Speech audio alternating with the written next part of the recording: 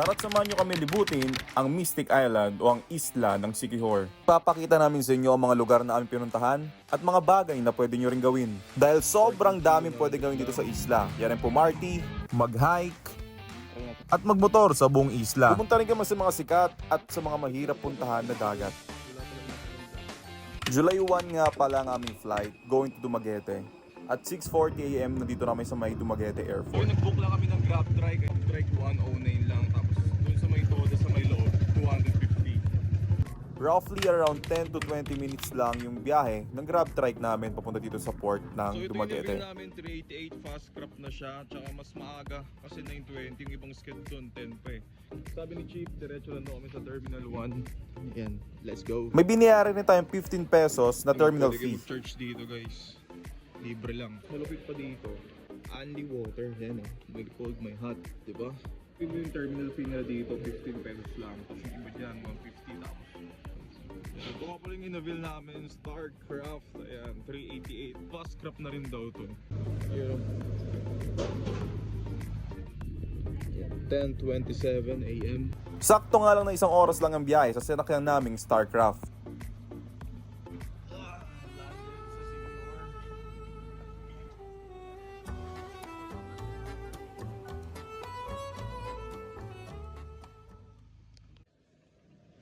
Yan, diretso na rin ba tayo sa motor rental? Na-book namin ngayon. Magkano na namin nakuha yung passion na yun eh. 350 lang ata. Ang pangalan ng page nila, Amaras Motor Rental. Yan. Sobrang lapit lang nila. Diyan lang sila nakapwesto. Yan, sobrang dami rin motor rental dito. Yan. Usually, nasa 350 talaga per day nila eh. Sa left side lang to pagkalabas nyo dito ng port.